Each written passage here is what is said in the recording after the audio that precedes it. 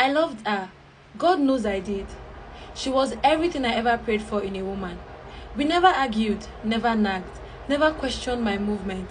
The kind of woman that made me want to do better.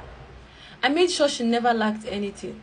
Even when she didn't ask, I sent her money. I would surprise her with gifts, flowers, food, anything that could make her smile.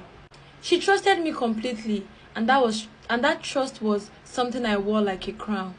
Until Anita moved in. It's always the other lady. She was my new neighbor, moved into the next flat. Anita was loud, funny, unpredictable. The total opposite of my girlfriend. She's the kind of woman who would insult you 1 minute and make you laugh the next. Can you imagine? Then we started talking.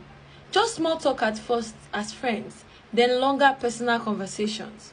She would drop by my place after work to gist. Sometimes she would cook and we'd eat together while watching movies. It became a routine and a dangerous one.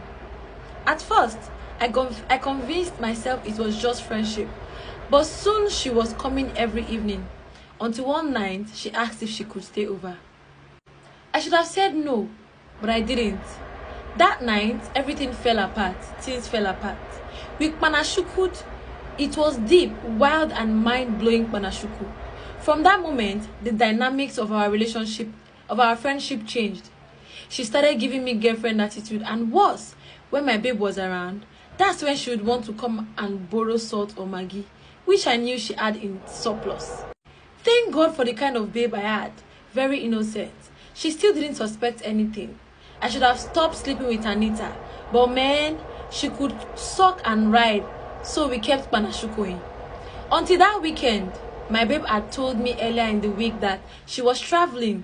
So when I heard the knock that evening, I didn't even bother putting on a shirt. When I opened the door, my heart stopped. It was my girlfriend. Her face lit up for a second until she saw mine. Babe, what's wrong? She asked, scanning me from head to toe like she was trying to understand why I looked so guilty. Before I could say anything, before I could come up with a lie, Anita, who was wearing a gown seconds before I opened the door, appeared wearing nothing but a bra and my boxers.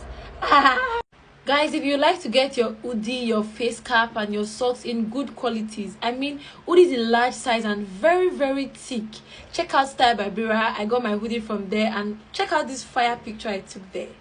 Let's continue, guys. I'm going to be tagging their handle below, by the way. Let's continue. Baby, who is that at the door?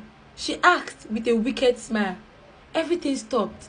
Then she eased and walked back in slowly. Hey, my girlfriend just stood there, eyes wide, lips shaking, like she wanted to say something but couldn't. She didn't scream, didn't even cry. She just looked at me long enough for me to feel every ounce of shame. Hey! And me? I just stood there too, shamelessly. When I finally spoke, the words were stupid. You made me do this. You never try things. Never want to go out. Always serious. No spark, no adventure, just boring love. I said it out loud, convincing myself it was her fault. Then she turned around and started walking away. I didn't stop her. I didn't chase her. I just stood there like a fool, watching her go. Each step she took away from me felt like a nail being driven deeper into my chest.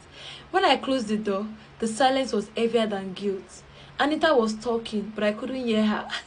I just kept seeing my girlfriend's face. That look of betrayal mixed with disbelief. And in that moment, I realized something no man ever admits. We don't cheat because it's our nature. We cheat because we are weak, because we mistake peace for boredom and chaos for excitement. Now, sometimes I look at myself in the mirror and wonder what kind of man ruins the best thing he ever had and still finds a way to justify it. I realized it was easier to blame her than face the truth. That I was weak. I'm not a bad guy. I'm just weak. Guys, I'll be going live. Let's call your loved ones and find out if they are weak or is an excuse that they will just give you. Join my life now. I'm going live. Bye, guys. I'll be tagging their accounts below. Check out, guys, and see for whatever you love. Bye.